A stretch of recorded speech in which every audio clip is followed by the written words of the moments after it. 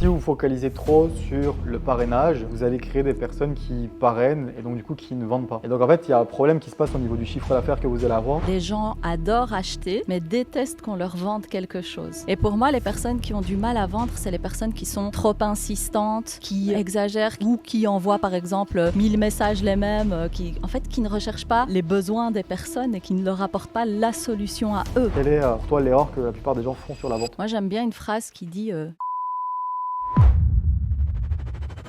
On ne vend pas un produit, on vend une transformation, on vend une méthode, on vend bien plus qu'un produit. j'arrive même pas à concevoir qu'on puisse proposer quelque chose qu'on ne consomme pas ou dont on n'utilise pas le service. C'est un peu la base du marketing de réseau, quoi, pour moi. Pour toutes les personnes qui nous regardent, consommez vos putains de produits, quoi. Je fais une interruption sur ce début de vidéo pour vous partager qu'on a regardé les statistiques de la chaîne et la majeure partie d'entre vous ne sont pas abonnés à la chaîne YouTube. Et si vous voulez qu'on continue à faire ce genre de format, qu'on puisse inviter encore de plus grands invités spéciaux pour vous partager un maximum de valeur et redorer cette industrie du marketing de réseau et surtout pour vous aider et aider les distributeurs en marketing de réseau, abonnez-vous. Ce petit geste simple va nous permettre de pouvoir développer la chaîne de manière encore plus rapide et pour inviter encore d'autres personnes et des personnes de plus en plus importantes. Donc let's go, s'abonner à la chaîne pour qu'on puisse faire ça ensemble. On se retrouve ici sur cette nouvel épisode du podcast Liberty Talk qui va être très spécial parce qu'à nouveau nous avons un invité très spécial aujourd'hui à travers ce podcast et aujourd'hui ça va être un peu plus dingue parce qu'on va vous partager de la valeur sur la vente. Vous allez pouvoir ressortir à travers ce podcast avec des nouvelles méthodologies, des stratégies qui vont vous permettre de pouvoir décupler vos ventes dans votre marketing de réseau. Et donc du coup j'ai l'honneur de pouvoir accueillir Riab qui est présente sur ce podcast. En tout cas un grand merci d'être présente et de venir en tout cas de manière 100% gratuite pour nous partager de la valeur. En tout cas Riab, je tenais à te souhaiter la bienvenue à travers le podcast Liberty Talk. Merci beaucoup Jonathan, merci pour l'invitation et je suis super contente d'être parmi vous aujourd'hui. Écoute, avec plaisir en tout cas, et on est parti là pour à bon 30-40 minutes d'un maximum de valeur à travers ce podcast. Là, si tu peux juste te présenter en quelques mots pour les personnes qui ne te connaissent pas, même si je pense qu'il y a pas mal de personnes qui te connaissent à travers l'industrie du marketing de réseau, à travers les exploits que tu as pu atteindre, mais est-ce que tu peux te présenter du coup pour les personnes qui ne te connaissent pas? Bien sûr. Donc moi, je m'appelle Riab, j'ai 38 ans. Je suis maman de 2 petites filles, j'habite en Belgique. J'ai travaillé pendant plus de 11 ans comme infirmière dans une unité de soins intensifs. Et ma route a croisé celle du marketing de réseau en 2016. Alors, il n'y a pas de hasard, c'est au moment où je suis devenue maman. Parce que je me posais un petit peu des questions sur ma carrière. J'adorais mon métier. Voilà, c'est le monde du salariat. Mais à un moment donné, j'avais envie de plus pour moi et surtout pour mes enfants, pour pouvoir être présente pour elles. Et c'est comme ça que j'ai démarré dans l'industrie du marketing de réseau. Incroyable. Et là, si tu devais partager un petit peu, parce que c'est vrai qu'on a beaucoup d'intervenants à travers ce podcast, quel est pour toi ton point fort dans le marketing de réseau et quel a été au final ton levier qui t'a permis de pouvoir aller bâtir le succès que tu as pu atteindre, en tout cas dans le marketing de réseau? Alors moi, c'était clairement la vente de produits puisque je suis dans le MLM produit aujourd'hui. Et ça a été ça. J'ai très très vite fait partie des top vendeuses dans ma compagnie de marketing de réseau dès que j'ai commencé. Ok, super. Et c'est à quel moment, toi, que tu as compris que, parce que tu as quand même pu bâtir des équipes, là, quasi 2000 personnes là aujourd'hui, c'est quand que tu as pu comprendre, enfin, que tu as compris que la vente était centrale dans ton développement et que c'était quelque chose qui était en tout cas super important? Mais je me suis dit que moi-même, j'ai testé les produits avant de commencer. Je me suis dit, c'est la première chose en fait qui est super importante et primordiale. Si tu n'es pas convaincu de quelque chose, comment tu peux te dire que tu vas en parler autour de toi? Comment tu peux te dire que tu vas recommander ça? Finalement, quand on est dans le produit, on vend un style de vie. Et ça, je l'ai très vite compris et c'est comme ça que ces ventes m'ont permis aussi de recruter pas mal de personnes. Justement, on va pouvoir en parler après, mais qu'est-ce que tu as à dire là? Par exemple, tu as pas mal de distributeurs dans le marketing de réseau qui recherchent des raccourcis à se dire ok, je vais seulement me focaliser sur le parrainage, parrainer des distributeurs et mettre vraiment de côté la vente. Et même des personnes qui ne vendent pas et qui ne focusent que sur le parrainage. Quelle est toi vraiment la chose que tu pourrais partager là? C'est un point de vue que tu as de ton côté qui est sur le fait que la vente c'est important alors qu'il y a d'autres personnes qui prônent une autre parole qui est il faut se focaliser que sur la création d'équipe, etc. Qu'est-ce que tu peux partager par rapport à ça? La création d'équipe, elle est importante, mais encore une fois, je reviens sur ce que j'ai dit. Si on n'est pas convaincu de quelque chose, à part peut-être certains profils de personnes qui vont venir juste pour vraiment faire de l'argent, je pense que c'est un des points qui est pour moi le plus important, c'est d'être soi-même convaincu, d'être, comme on appelle ça, le produit du produit. Donc, super important pour toutes les personnes qui nous écoutent aujourd'hui, surtout dans le marketing de réseau produit, utilisez vos produits. Soyez le reflet de votre compagnie, de ce que la compagnie veut refléter. C'est super important. C'est comme ça aussi qu'on devient magnétique. C'est clair. C'est clair. Et là, même par exemple, anecdote aussi que je pourrais partager par rapport à ça, c'est que si vous focalisez trop sur le parrainage, vous allez créer des personnes qui parrainent et donc du coup qui ne vendent pas. Et donc en fait, il y a un problème qui se passe au niveau du chiffre d'affaires que vous allez avoir, c'est que vous allez avoir beaucoup de distributeurs, mais peu de volume de ventes qui vont se faire. Et là, c'est dingue parce que je peux le voir à travers plein de leaders avec qui j'ai pu faire des partenariats, collaborer ou accompagner, etc. C'est à chaque fois la même chose. Vous allez avoir le premier type de leader qui va être focus à fond sur le parrainage et qui doit faire par exemple une équipe de 1000 personnes pour pouvoir faire 200, 300 000 de volume. Et j'ai des personnes aussi que j'ai pu rencontrer qui ont 100 personnes dans leurs équipes et qui font 100, 200 000 de volume avec seulement 100%, avec seulement 100 personnes dans le réseau, tu vois. Donc d'où encore une fois l'importance de ça qui est justement la vente. Je ne sais pas ce que toi t'en penses. C'est super important ce que tu viens de dire là, et c'est vrai que quand on recrute des personnes qui ont elles-mêmes été des clientes, elles comprennent elles aussi directement qu'il faut faire des clients. Et puis, elles consomment déjà les produits, donc elles vont encore plus consommer de produits quand elles vont rentrer, qu'elles vont avoir leur propre boutique en ligne dans la compagnie. Elles vont aussi consommer, donc ça va aussi générer du volume. Donc il y aura leur volume à elles de consommation puisqu'elles sont convaincues des produits et elles les consomment. Et il y aura le fait qu'elles rentrent direct dans un système où elles ont compris qu'il fallait recommander des produits et les vendre pour pouvoir faire rentrer dans ce panel de personnes un pourcentage qui va devenir distributeur. C'est clair. Et quand tu regardes là d'ailleurs, les distributeurs qui ont le plus de résultats dans le marketing de réseau, à chaque fois, dans 95-95% des cas, c'est à chaque fois des personnes qui sont pro-produits, pro-service, qui consomment les produits, qui les ont adoptés dans leur vie ou dans leur style de vie, c'est dans le service. Mais à chaque fois, c'est la même chose, tu vois, quand tu regardes d'ailleurs. Donc là, d'ailleurs, j'arrive même pas à concevoir qu'on puisse proposer quelque chose qu'on ne consomme pas ou dont on n'utilise pas le service. C'est un peu la base du marketing de réseau, quoi, pour moi. C'est clair. Base de marketing de réseau, comme je te répète à chaque fois, c'est je consomme des produits, j'en suis content. Du coup, je le recommande autour de moi, j'envoie une opportunité, je me lance. En réalité, c'est ça, tu vois. Donc en fait, la moralité pour toutes les personnes qui nous regardent, consommez vos putains de produits, quoi. Soyez pas que focus sur le business, etc. Mais consommez vos produits, c'est comme ça qu'on crée un business solide. Et puis moi, je le vois bien, parce qu'il n'y a rien à faire dans le business. Tu as des distributeurs qui arrivent, tu en as d'autres qui arrêtent. Moi, ce que je peux voir aujourd'hui, c'est que j'ai un taux de rétention, même dans les personnes qui arrêtent, qui continuent à consommer des produits. Mais c'est génial puisque ça crée du volume, quoi. 100 points par-ci, 200 points par-là, enfin on parle en points, mais ça c'est super important aussi. Exact, et même quand tu penses, là tu partages un point qui, je trouve ça super intéressant, c'est par rapport à la rétention et par rapport justement à la vente et le fait de partager les produits, d'avoir une culture au niveau des produits, etc., ou des services, il y a des personnes qui sont dans le marketing de réseau de services, c'est que même si vous avez un distributeur, parce qu'on ne peut pas amener du résultat à 100% des distributeurs, mais si vous avez déjà un distributeur qui est archi content des produits, qui les consomme, etc., c'est quelqu'un qui restera actif et pas quelqu'un qui se barre, parce que s'il est que pour les modèles business, il se barre. Mais voilà, c'est clairement ça. Ça, c'est vraiment, la clé pour moi. C'est clair. Là, je vais te poser une autre question, parce que c'est vrai que quand tu vois des distributeurs qui démarrent leur activité de marketing de réseau, il y en a qui ont peur de vendre.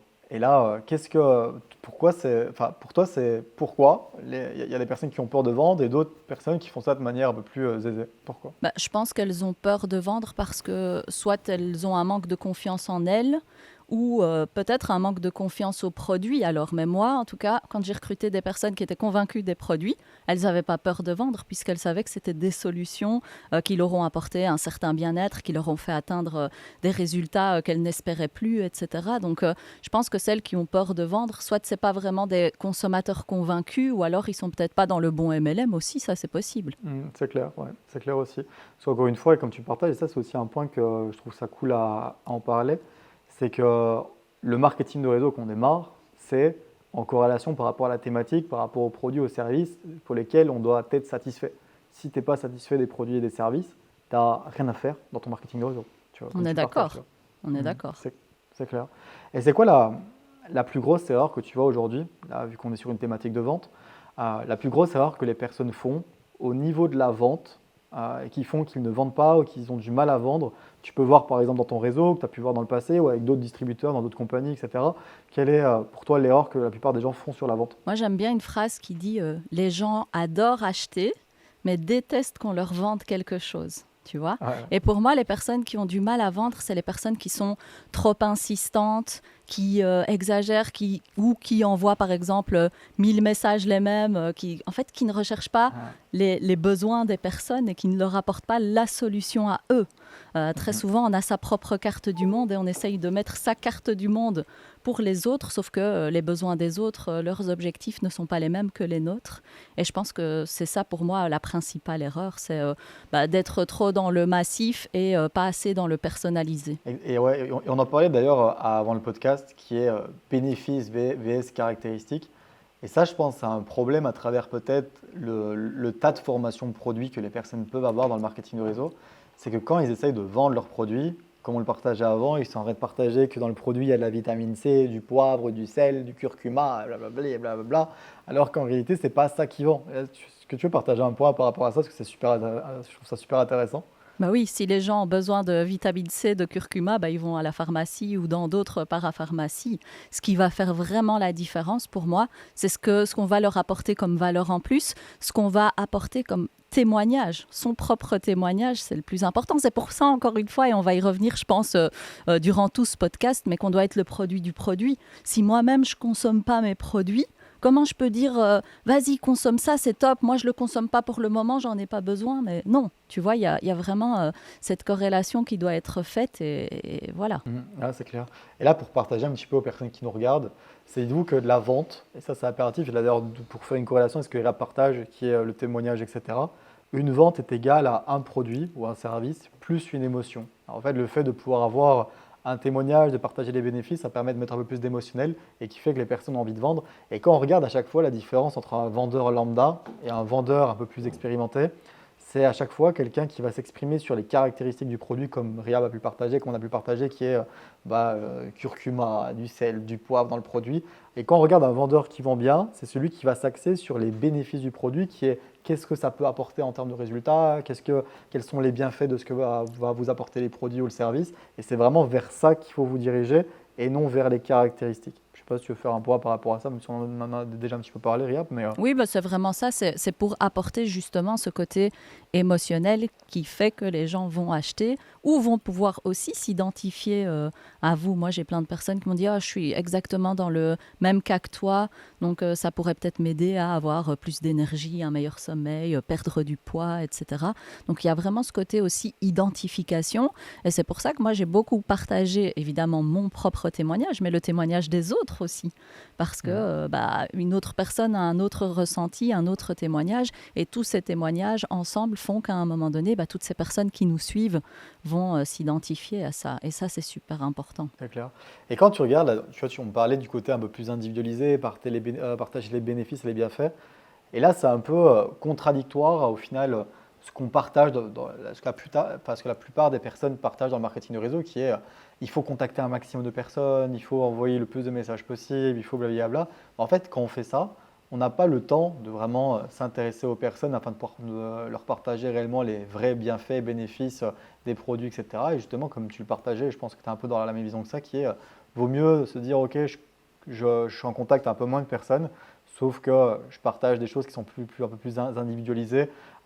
J'imagine que tu faisais comme ça auparavant, quoi. Oui, vraiment, aller rechercher le cœur du problème, en fait. Pourquoi la personne te contacte, c'est ça le plus important, parce que dès que tu as trouvé ce cœur-là, avec ça, tu peux tout faire. Tu peux vendre tes produits et lui trouver la solution adéquate, parce que pour une personne, ça va être cette solution-là, et pour une autre, ça va être une autre solution. Et je pense que les personnes aussi ont besoin de voir qu'on a ce côté individualisé qui change d'une pharmacie ou d'une parapharmacie, j'ai envie de dire. Exactement. Et ça, je pense, c'est un truc aussi que les gens ne se rendent pas compte dans le marketing de réseau, c'est ils pensent qu'ils sont en train de vendre des produits. Mais en fait, ils ne vendent pas des produits, ce qu'ils vendent, c'est une méthode. Parce qu'en réalité, c'est ce que tu partageais, qui est la différence avec quand quelqu'un va acheter dans une pharmacie, dans une boutique, par exemple, quelque part, ils achètent le produit, ils se cassent. Que dans le marketing de réseau, ce qu'ils ont l'avantage de pouvoir avoir, là je prends par exemple dans des compagnies comme la tienne, dans la remise en forme, santé, etc., les gens, ils ont besoin d'avoir le produit, mais ils ont le besoin d'avoir aussi un coup de pied au cul, par exemple, tu vois, pour pouvoir utiliser, pour pouvoir faire sa perte de poids, sa remise en forme, etc. Et c'est là, en fait, où un distributeur en marketing de réseau crée sa différence. C'est qu'on ne vend pas un produit, on vend une transformation, on vend une méthode, on vend bien plus qu'un produit. Et c'est vrai que quand tu regardes la plupart des distributeurs, ils sont toujours en train de se réduire à « je vends un produit », alors que tu ne vends pas du tout un produit, tu vends plus que ça, en fait. Oui, c'est ça. C'est vraiment une méthode et là vient le suivi après la vente de produits parce que vendre des produits c'est bien et il y a beaucoup de gens qui sont très forts pour ça, mais s'ils s'arrêtent à juste vendre des produits, le côté suivi pour moi il est primordial justement pour aller chercher ces nouveaux distributeurs et ce recrutement derrière parce que tu vas pouvoir réajuster avec la personne, voir si elle prend bien ses produits, comment elle les prend, etc. Et, comme tu dis, pouvoir foutre un coup de pied au cul à quelqu'un qui a envie à un moment donné d'abandonner. Voilà, tu vas dans une pharmacie, on te vend un produit, il n'y a personne qui est là derrière, tu fais ce que tu veux, tu le prends pas. Ici, non. Notre but, c'est que la personne le prenne, qu'elle tombe amoureuse des produits et qu'à ce moment vraiment crucial où elle en tombe amoureuse, tu arrives à la shifter justement vers le recrutement, enfin vers lui dire toi aussi tu peux faire ça quoi. C'est très smart ce que tu partages parce que la réalité c'est quoi? C'est que là déjà les amis, pour les personnes qui nous regardent, c'est un peu plus spécial parce que le Rehab, elle a vraiment une méthodologie où elle convertit ses clients en tant que distributeur, ce qui normalement devrait être fait partout. Sauf que la plupart des gens, c'est soit je parraine, soit je vends. Alors qu'en réalité, c'est que dès que vous pouvez convertir des clients en tant que distributeur, ça va être des distributeurs de 1000 fois plus grande qualité que si vous convertissez directement quelqu'un que pour le modèle business, etc. Et là, Ria partage un truc qui était super intéressant. Et encore une fois, et ça part par l'émotionnel. Là où je disais, une vente est égale à un produit ou un service plus une émotion. Elle attend le moment crucial pour pouvoir, où la personne est archi satisfaite de son processus au niveau du produit, etc., qu'elle a des résultats et j'en passe, pour pouvoir ensuite la shifter, comme elle partage, vers l'activité. Ou même, c'est même à ce moment-là où vous pouvez vendre d'autres produits additionnels d'ailleurs. Je ne sais pas si tu veux en parler, Ria. Bien sûr, donc il y a ce côté, évidemment, ça c'est le summum, c'est qu'elle devienne distributrice ou distributeur, mais évidemment, ça va être la vente additionnelle, ça va être à ce moment-là que « Ah tiens, tu m'as parlé de ça, c'est vrai qu'on pourrait ajouter ce produit ». Et c'est plus facile quand une personne est amoureuse d'un produit de lui parler de plein d'autres produits parce que ça y est, elle a cette croyance que les produits vont lui apporter ces solutions-là. Donc c'est magique quoi. Et après, ça ne s'arrête pas. Quand on est dans du consommable, si on arrive, et c'est pour ça qu'il ne faut pas lâcher ce suivi jusqu'à ce qu'ils tombent amoureux du produit, parce que dès qu'ils en sont amoureux, on les a presque à vie si on fait bien son boulot. Exactement comme tu partages. Et au moins, on n'est pas comme la plupart des distributeurs en marketing de réseau qui sont en train de peiner à devoir aller rechercher une tonne de clients tous les mois parce qu'ils ont des clients qui restent et qui sont fidélisés.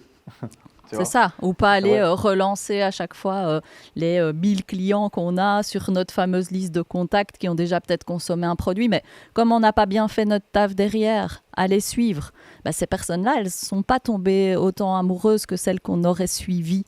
Et c'est là aussi où le bas blesse, je pense. C'est clair, je suis entièrement d'accord avec toi, vraiment par rapport à ça. Et d'ailleurs, quand tu regardes aussi, quand tu as la personne, parce qu'en fait, quand on démarre quelqu'un dans le marketing de réseau, qu'on veut démarrer quelqu'un, on doit lui vendre les produits, mais aussi également le business. Que là, la personne est déjà convaincue du produit. Après, pour la switcher dans le business, c'est beaucoup plus simple parce qu'elle a déjà une croyance qui est archi haute par rapport au produit, par rapport au service produit. Après, pour la shifter dans le business, c'est logique pour elle parce que vu qu'elle a déjà envie de le recommander autour d'elle parce qu'elle en est satisfaite, en fait, c'est juste qu'à la place de le recommander de manière gratuite, je suis rémunéré. Oui, voilà, c'est vraiment ça, parce que souvent, elles ont déjà fait de la recommandation derrière, ou les gens leur ont déjà posé des questions si c'est des résultats visibles. Donc ça, ouais, c'est vraiment un point important. Là, tu pourrais partager pour les personnes qui nous regardent et qui peinent peut-être à faire des ventes. Ce serait quoi, là, le processus que tu pourrais partager à une personne dès qu'elles ont une conversation avec un prospect ou n'importe quoi, afin de pouvoir, là, en réalité, avoir plus de chances de pouvoir faire une vente? C'était quoi ton processus un petit peu dans les conversations que tu créais, dès que tu avais une personne qui venait vers toi ou dès que tu allais vers quelqu'un? C'était quoi vraiment le processus que tu mettais en place pour pouvoir décaler après sur partager ta méthode, tes produits et du coup décaler sur une vente? Ce qui est important, c'est de s'intéresser à la personne, aller creuser, aller chercher ses douleurs, ce qui fait que soit elle nous contacte ou elle est venue à nous et comprendre vraiment, comme je le disais tout à l'heure, ce cœur du problème. C'est ce qui va nous permettre après quand elle aura compris que finalement elle a besoin de notre méthode, ce sera plus facile de la vendre. Je pense que le problème de beaucoup de distributeurs, c'est qu'ils veulent aller trop vite sur le produit et ils ne creusent pas assez ce côté douleur. Et pour autant, je pense qu'il y a des personnes qui ont mal interprété le fait de s'intéresser aux gens. Où là, moi, je te partage à travers toutes les personnes, on accompagne des milliers de personnes, mais à travers les personnes qu'on accompagne, quand on leur demande, ok, mais oui, je m'intéresse aux gens, et puis on leur demande, mais qu'est-ce que tu fais pour t'intéresser aux gens? Je demande où est-ce qu'ils habitent, je demande s'ils ont des enfants, je demande ce qu'ils font dans la vie. Alors qu'en réalité, c'est pas s'intéresser à ça. Et là, c'est comme tu partageais, c'est très bien, c'est le partager. Du coup, c'est de s'intéresser à quelles sont ces problématiques que le produit ou le service que la personne a entre ses mains va pouvoir du coup lui apporter en termes de bénéfices, etc. Tu vois. Surtout dans un premier temps, si on ne connaît pas la personne, elle nous contacte parce que voilà, elle a un problème. Après, je dis pas, hein, on a beaucoup de clientes qui deviennent des copines et après on sait où elles habitent, on sait combien d'enfants elles ont. Voilà, il faut aussi créer ce climat de confiance, c'est super important.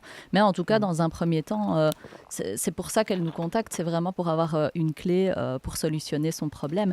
Et tu sais, très souvent, les gens veulent recruter. Pourquoi ? Parce qu'ils voient ce côté résiduel. C'est vraiment ce côté résiduel, je ne vais plus rien faire, ça va rentrer. Sauf qu'ils oublient que la vente, c'est aussi du résiduel. Enfin, dans un produit consommable, si tu as ton client qui te commande tous les mois le produit, qu'après il est éduqué, il sait aller sur ta boutique en ligne, la compagnie, elle s'occupe de la livraison et tout, ça reste du résiduel aussi. C'est une source d'argent disponible directement. Créer un business de partenaire, c'est OK, on le fait en parallèle, mais c'est quelque chose qui prend plus de temps. Quand tu regardes en plus de ça, c'est même plus solide qu'un réseau. Parce que quand tu penses à aller chercher, par exemple, avec des produits, un taux de rétention de 70 ou 80% par client, c'est quelque chose qui est possible. Dans le marketing de réseau, c'est impossible. Ça n'existe pas. C'est ça. Donc, on peut même avoir en fait, un business qui est encore plus solide juste avec ça, en fait, en réalité. C'est ça. Mais c'est vrai. Non, c'est clair. Et là aussi, parce que là, du coup, tu sais qu'en 2026, on est dans l'ère des réseaux sociaux, etc. Et là, tu as aussi un point, ça vraiment que je kiffe, parce que c'est vrai que la plupart des leaders en marketing de réseau ne se remettent pas en question. Tu vois, c'est vrai, tu vois. Là, toi, tu as un mindset qui est vraiment différent par rapport à ça. Tu peux partager, mais justement, là, avec qu'est-ce qui t'a permis de pouvoir réussir dans le passé à faire autant de ventes comme tu le faisais, etc., les méthodes de jeu que tu mettais en place, et aujourd'hui que maintenant tu commences à t'adapter, parce qu'évidemment les méthodes sont différentes, etc., que ça ne marche plus comme avant, et qu'il faut évoluer avec son monde, et je trouve ça en tout cas super intéressant, parce que je trouve ça remarquable et super inspirant, parce que c'est vrai que la plupart des personnes aujourd'hui dans le marketing de réseau, c'est dès que ça a beaucoup d'ego. Tu vois, c'est vrai.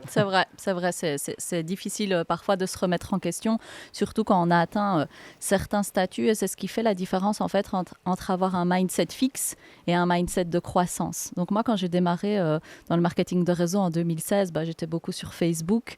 J'ai beaucoup travaillé avec les groupes Facebook à l'époque et c'est ce qui cartonnait. On faisait des concours, les gens rajoutaient des gens. Je suis montée à 26 000 personnes sur mon groupe. Je partageais beaucoup de choses autour des produits, de la valeur, des témoignages. Et c'est ce qui fait qu'en fait, chaque jour, j'avais des personnes qui mettaient « Je peux avoir plus d'infos, s'il te plaît ?» Et puis, à un moment donné, tout ça s'est essoufflé. Et plus on avance, je pense, dans le temps, aujourd'hui, on est en 2026, et plus les process vont plus vite s'essouffler. Donc, ce qui est vraiment important, et là où moi, je pense avoir ce mindset de croissance, c'est que, oui, quand on atteint un certain niveau, on n'ose plus trop se mouiller parce qu'on n'ose plus trop aller toucher cet échec qui va dire que t'es là, mais en fait, qu'est-ce que tu fous là, quoi, tu vois. C'est clair. Et moi, j'ai déjà essayé pas mal de trucs, des trucs qui ont fonctionné, d'autres qui n'ont pas fonctionné.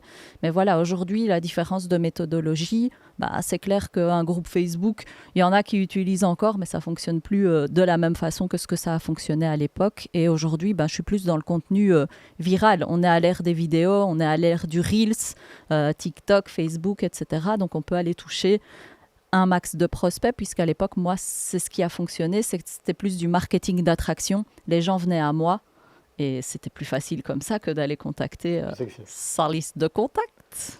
Non, c'est sûr, c'est clair. C'est clair. Ouais. Et là, je vais juste rebondir sur un truc. Tu sais que là, par rapport à mon analyse sur le fait que la plupart des personnes aujourd'hui sont dans l'ego, sur le fait de « ok, je me remets jamais en question, etc. » Là, je parle juste pour des personnes qui commencent à avoir des équipes ou qui atteignent des belles positions, etc. dans leur marketing de réseau.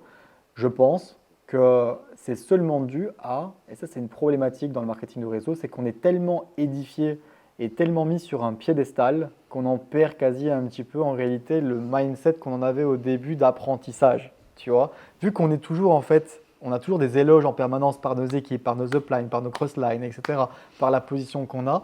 Mais en fait, en réalité, on commence step by step à se dire, en fait, je suis trop fort, en fait, je suis bien, en fait, j'ai pas besoin de me réinventer, en fait, tu vois. Et je pense que ça, par exemple, c'est une des problématiques qu'on peut voir dans le marketing de réseau, c'est qu'on est trop mis sur un piédestal, en fait, tu vois. Je sais pas ce que tu en penses d'ailleurs. On est trop mis sur un piédestal, oui, mais il y a ce côté aussi où, à partir du moment où tu te dis, moi, c'est bon, aujourd'hui, j'ai tout réussi. J'ai eu le succès, tu sais, comme si le succès, hop, tu l'avais attrapé et puis c'était fini. Mais en fait, le succès, il se travaille en permanence. C'est pas que tu l'as eu. Et donc, ça a toujours été comme ça, en fait. Et il n'y a pas que dans le marketing de réseau. Je pense que c'est un mindset d'entrepreneur, même de sportif et tout ça. Quand tu te dis, c'est bon, maintenant je suis le king ou je suis la queen, j'ai tout accompli, c'est là, en fait, que tout commence à s'écrouler, clairement. Même dans une relation de couple, c'est pour ça qu'on partage toujours qui est ne jamais rien prendre pour acquis, tu vois. C'est ça, Quand c'est tu ça. es dans ta relation et que là tu prends tout pour acquis, que tu fais plus les mêmes choses que tu faisais auparavant qui t'a permis de pouvoir bâtir ta bonne relation, ciao. Mais moi, Ça diminue, ça, c'est vraiment, et c'est grâce au marketing de réseau que j'ai pu apprendre ça, parce que c'est vrai qu'on dit aussi que le marketing de réseau, c'est du développement personnel caché. Mais ce job m'a tellement apporté, notamment dans ma vie de couple, à tellement de niveaux, d'avoir compris tout ça, qu'aujourd'hui, c'est le top, quoi. Non, c'est clair. Et là, tu partages aussi un point, parce que du coup, quand tu mettais en place tes stratégies de groupe, c'était il y a combien de temps, Gab? Donc j'ai commencé en 2016, jusqu'il n'y a pas très longtemps. Enfin, ça a fait 2 ans que j'essaye de mettre en place d'autres choses. Et tu vois, là, tu avais déjà compris un truc, qu'il y a beaucoup de personnes qui ne comprennent pas, et c'est un truc qui, ça me tape le crâne, et je suis toujours en train de le répéter, pourtant les gens n'intègrent pas. Ça, et justement, tu vas pouvoir, je pense, confirmer par rapport à ce que justement, ce que tu mettais en place, c'est qu'à travers tes réseaux sociaux, tu partageais de la valeur, qui est super important. Tu vois. Là où la plupart des gens, ils pensent qu'il faut juste que je monte mes produits en permanence, que moi je les consomme, ou bref, que je monte les produits, je monte les produits pour pouvoir les vendre, alors que les gens, pour pouvoir vous faire confiance, ils ont le besoin d'avoir de la valeur qui est partagée, des conseils, que ce soit une plus-value en fait. Je ne sais pas si tu peux faire un point par rapport à ça, Riab, justement, je trouve ça super important et tellement intéressant. J'aime bien donner, moi, cette métaphore des M&M's. Tu vois les M&M's, Jonathan? Il y a une cacahuète là-dedans. Et autour, il y a du chocolat, tu vois. Et pour arriver à cette cacahuète, il faut manger le chocolat. C'est le chocolat qui est bon en réalité. Après, les deux ensemble, voilà. Mais pour moi, la valeur, c'est le chocolat qui va nous amener à la cacahuète. C'est vraiment pourquoi les gens vont nous suivre. C'est comme si on regardait, maintenant on est plus à l'ère de Netflix, mais quand on était devant nos postes de télé à l'époque et qu'on regardait une série, on avait de la pub entre. On était obligé de regarder cette pub. Mais ce qui nous donnait envie de la regarder, c'est qu'on savait que la série allait continuer. Pour moi, la valeur, c'est la série, et la pub, c'est notre produit, notre marketing de réseau. Donc, il faut en partager. Sinon, à un moment donné, si on regardait une chaîne et qu'on n'avait que de la pub, on a envie de zapper. C'est la même chose pour nous. C'est comme ça qu'il faut le voir. Et encore plus aujourd'hui, où on a 10 millions de propositions, on est targeté de partout, les pubs sponsorisées, on en a tous les 2-3 postes, les gens ne savent plus faire le tri dans tout ça. Donc, qu'est-ce qu'ils vont faire? Qu'ils vont vous choisir, vous. N'oubliez pas que ce n'est pas votre compagnie qui choisit, c'est vous avant tout, et d'après ce que vous allez leur partager aussi. C'est clair. Et là, juste pour les personnes qui nous regardent, juste le fait qu'à travers vos réseaux sociaux, à travers ce que vous faites, vous partagez de la valeur et des conseils, etc., vous faites déjà partie du top 0,1% des distributeurs en marketing de réseau. Vous avez déjà créé une différence incroyable. Parce qu'en réalité, on dit que le marketing de réseau est saturé. Mais ce qui est saturé, c'est la manière de faire. D'ailleurs, quand tu regardes Riab, c'est tout le monde utilise les mêmes méthodologies pour pouvoir vendre ses produits. Et c'est ça, en fait, aujourd'hui, qui est saturé quand tu penses. C'est pas le marketing de réseau, parce que là, de manière rationnelle, ce n'est pas saturé du tout. Tu vois, il y a encore tout à faire. Mais ce qui est saturé, c'est les manières de faire qui restent les mêmes depuis 5-10 ans. On ne fait que partager nos produits. Il n'y a aucune valeur, on ne s'intéresse pas aux gens. C'est ça, en fait, quand tu penses. Moi, ma remise en question, elle est venue de là, parce que même moi, à un moment donné, je me suis auto-saturée, ou le marketing de réseau m'a saturée. Et je me suis dit, mais en fait, on est un peu relou, quoi. On a ce côté lourd, tu vois, sur les réseaux. Et c'est là où il faut se différencier, finalement, aujourd'hui. Donc, c'est ce que tu dis, on n'est même pas 1%.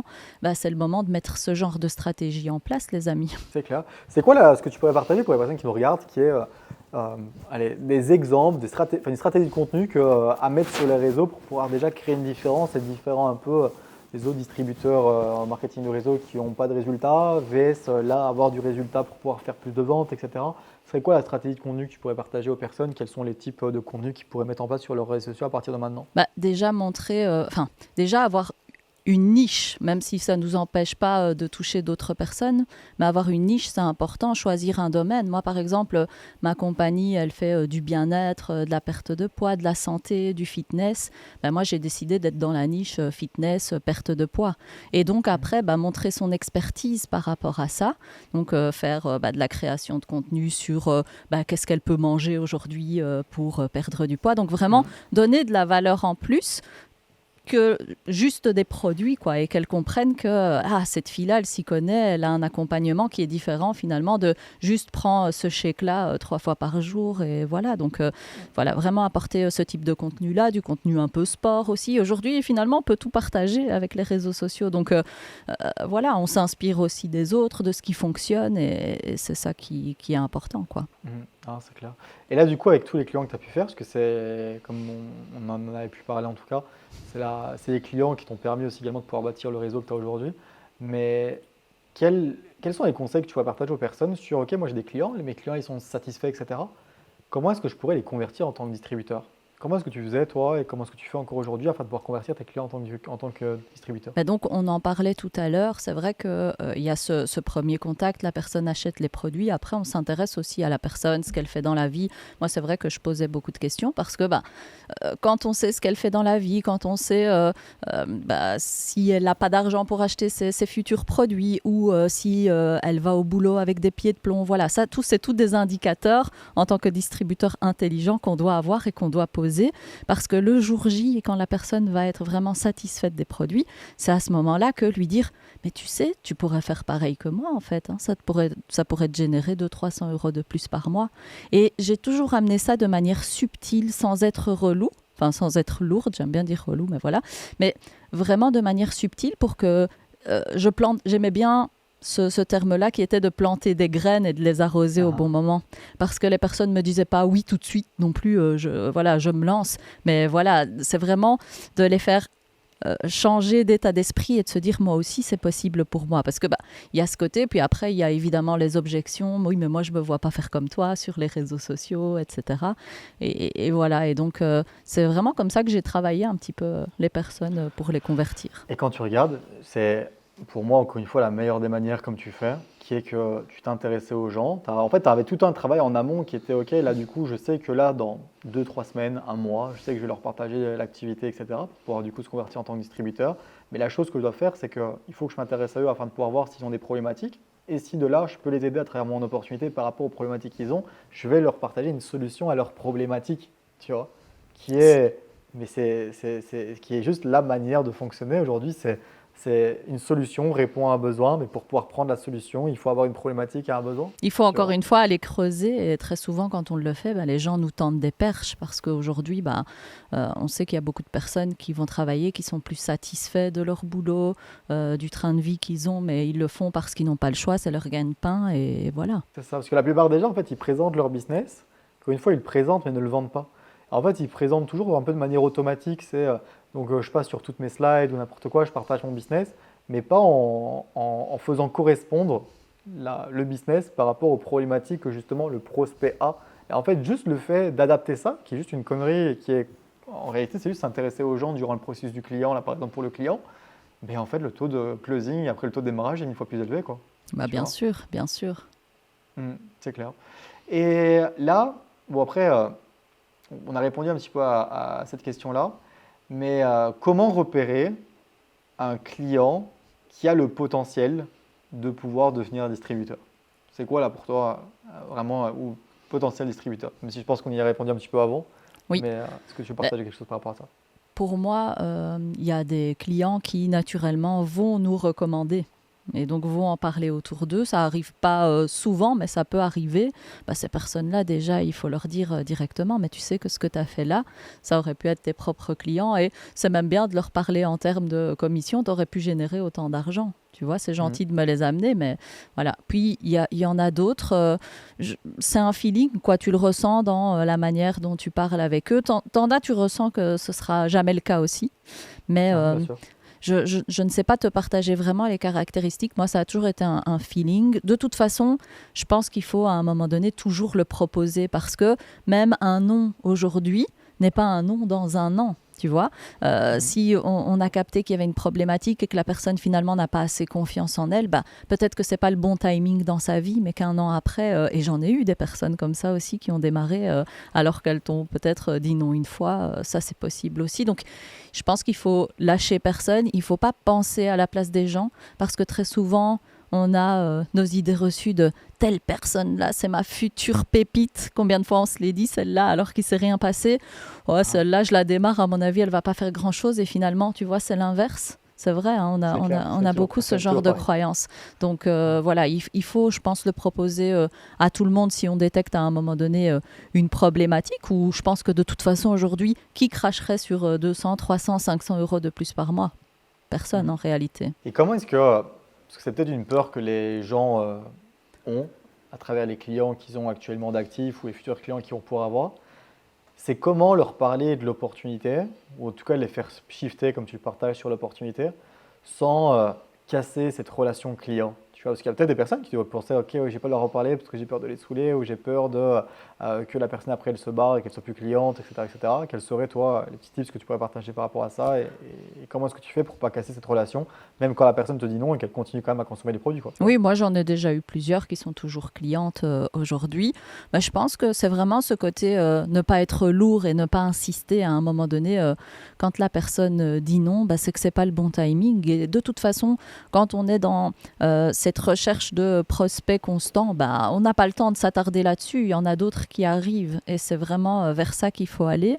Mais je pense qu'il faut pas être lourd. Il faut planter sa graine au bon moment et puis savoir shifter, parler d'autre chose, une autre converse pour qu'elle voit que finalement, moi, j'ai pas besoin de toi en réalité, c'est toi qui as besoin de moi. Et ça aussi, encore une fois, on en parle beaucoup de mindset, mais le mindset à avoir par rapport à ça, c'est vraiment de se dire que la personne ne doit pas avoir l'impression que vous la voulez absolument et que son succès ne dépend que si elle démarre du coup l'activité avec vous.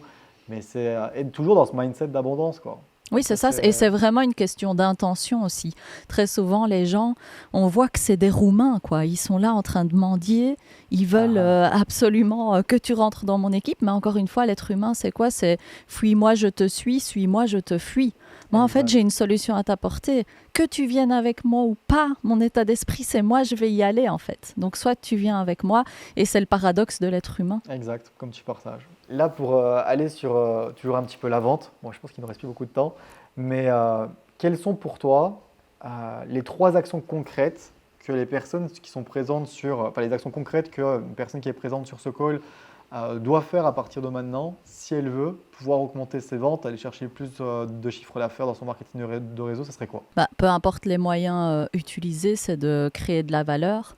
Si elles sont sur les réseaux sociaux, c'est d'aller sur les vidéos, les Reels. C'est ce qui crée aujourd'hui de la connexion, de la confiance. Et c'est bombarder, quoi, jusqu'à ce qu'elles aient un max de prospects qui les suivent et qui les supplient d'avoir leur méthode. Grave.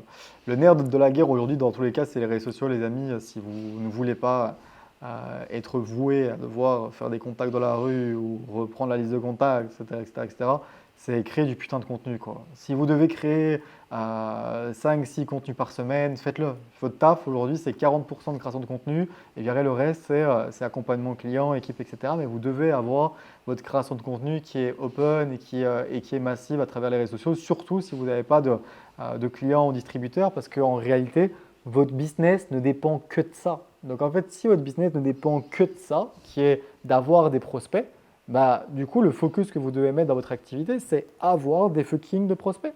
Et même si et ce qui est génial, c'est dès qu'on a des prospects en abondance, on n'a pas le besoin de devoir être le meilleur présentateur, le meilleur closer, le meilleur je sais pas quoi. Parce que dans tous les cas, si vous avez suffisamment de prospects, la loi des nombres, vous allez quand même avoir plein de clients et plein de ventes et plein de nouveaux distributeurs et la vie va être belle pour vous. Donc si vous devez vraiment vous mettre un focus, c'est faites de la création de contenu. Je sais pas ce que tu en penses, Riyad, mais... oui, c'est ça. Ouais. Et puis, toutes les personnes qui avaient des anciennes méthodes, moi, j'aime bien cette phrase qui dit c'est fou de refaire constamment les mêmes choses et de s'attendre à des résultats différents. À un moment donné, les gars, c'est que ça ne fonctionne plus et il faut changer, il faut passer à autre chose. Et n'ayez pas peur, remettez-vous dans l'état d'esprit de quand vous avez commencé. Vous avez commencé comme un débutant. On est à chaque fois un étudiant, un débutant et on recommence à chaque fois. Finalement, ce n'est pas dans la réussite qu'on grandit, mais c'est vraiment dans l'échec et c'est là que ça nous apprend plein de choses. Exactement. Je pense en tout cas qu'on aura partagé pas mal de valeurs à travers ce podcast, en tout cas Riyad. J'espère. En tout cas, un grand merci d'être venu Riyad, et pour toutes les personnes qui nous regardent, si vous devez vraiment suivre quelqu'un aujourd'hui afin de pouvoir passer à un next step et pouvoir s'inspirer à travers son contenu, en plus de ça, de stratégie pour la stratégie de contenu, croyez-moi les amis que suivez Riab. Si vous voulez vraiment un exemple de création de contenu, une personne qui apporte de la valeur, une personne qui vend et qui fait de l'argent, suivez Riab les amis. Donc on va mettre tous ses réseaux sociaux dans la description de la vidéo. Vous pouvez directement aller voir son Instagram et vous inspirer un petit peu de ce qu'elle fait. Vous allez voir, vous allez péter les plombs. Donc en tout cas, merci Riab pour le temps qu'on a pu passer en tout cas sur ce podcast. Et je l'espère en tout cas pouvoir refaire un podcast ensemble dans le futur. Merci beaucoup Jonathan pour l'invitation et allez-y les amis parce que je pense qu'on a choisi de toute façon la meilleure industrie pour être libre, pour accomplir ce qu'on veut vraiment accomplir et donner du sens à notre vie. Donc voilà, merci beaucoup Jonathan pour l'invitation et à bientôt. Et merci à toi de redorer l'industrie du marketing de réseau.